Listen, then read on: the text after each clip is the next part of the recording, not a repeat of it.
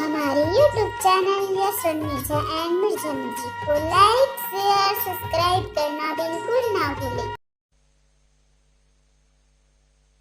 रविदास बाबा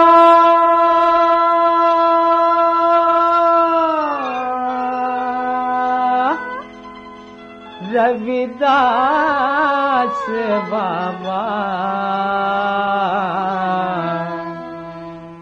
रविदास बाबा रविदास बाबा के किस्सा सुनावा सुनो लगा के कान। रविदास बाबा के किस्सा सुनावा सुनो लगा के कान। ये दिन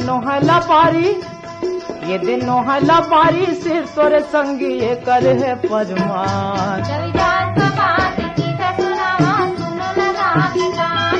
रविदास बाबा के किस्सा सुनावा सुनो लगा के कान।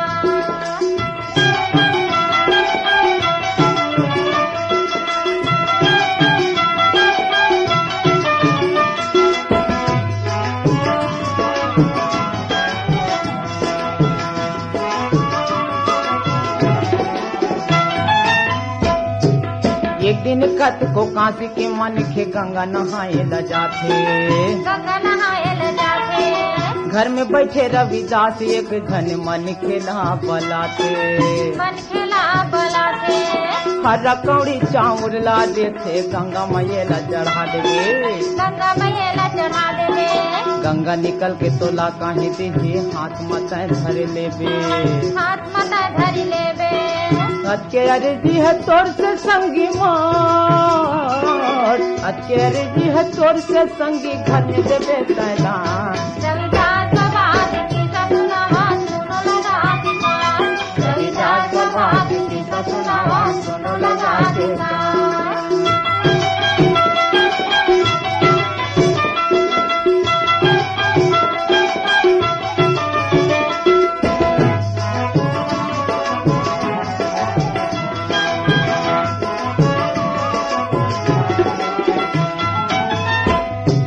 गामेला निकल के संगी गंगा नहाए ल जाते। गंगा नहाए ल जाते। गंगा मजा के अपन भेंट ला जगाते। भेंट ला जगाते। सुरताया थे रविदास के भेंट ला वो पानी मागिरा थे। वो पानी मगिरा थे। प्रगट होके बाबा के भेंट ला हाथ मगा धर लेते। हाथ मगा धर लेते। गंगा माई हंसोन के कंगन दूठन ओला दिसे। दूठन ओला दिसे। रविदास बाबा के भेंट ला हाथ मा वो धर लीसे। हाथ मगा धर लीसे।